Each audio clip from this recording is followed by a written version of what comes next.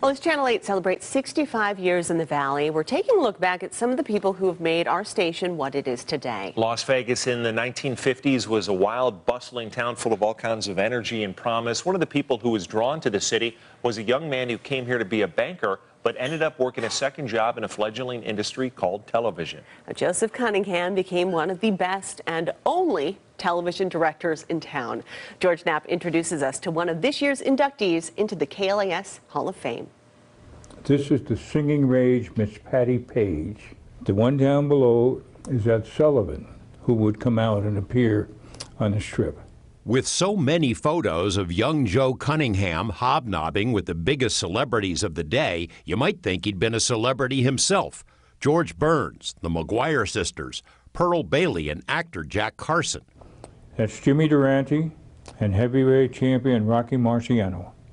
And yours truly. The great Bobby Darin was among those who visited KLAS-TV, as did singer Eddie Fisher, who brought along a young actress named Liz Taylor. She had the most beautiful eyes I've ever seen. The stars would be stacked up in the lobby of the modest little station just off the strip, waiting for their chance to be interviewed by TV host and newspaper columnist Ralph Pearl. Ladies and gentlemen, and Andy Griffith's suite. Liberace. Everybody was here. Yeah. Well, whoever appeared in the strip, they all wanted to go out and be on Ralph Pearl's show because he'd write his newspaper articles that were syndicated all over the country.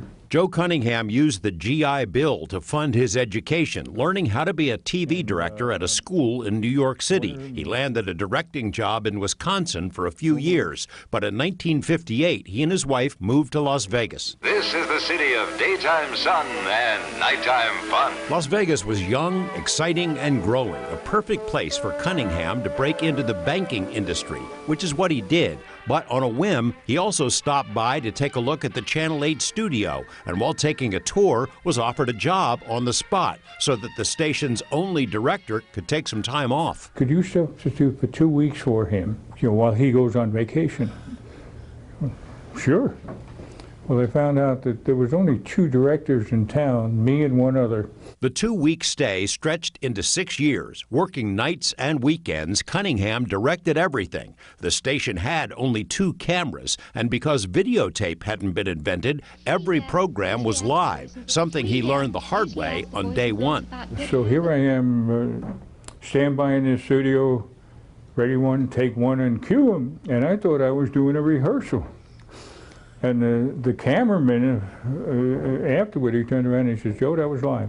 There were no live remotes, so Cunningham isn't sure how a KLAS camera ended up as part of a scene in the Rat Pack movie Ocean's 11. Millions of dollars are missing, stolen by an unknown number of men. He still speaks with reverence about newsman Hank Thornley and station owner Hank Greenspun. On weekends, Joe directed Bob Bailey's show, which often featured musical numbers from local church choirs. Cunningham was living large, making a whopping $3 an hour. The only regret he has now is he didn't take more photos of his long-ago co-workers, who then, as now, were like part of a family. Was it like that then? When I was there, Channel 8 was always that closeness.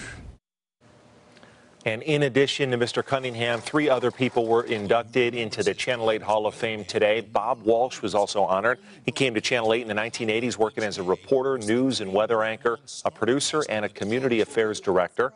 Caroline Blakely was inducted. She started at KLAS as a reporter, ended up helping jumpstart our push to digital, and is now our senior web producer.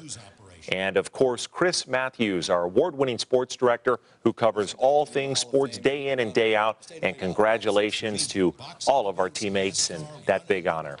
And, of course, be sure to watch our 65th anniversary special this Saturday at 6:30 right here on Channel 8. Set the DVR, and we're back in a few minutes.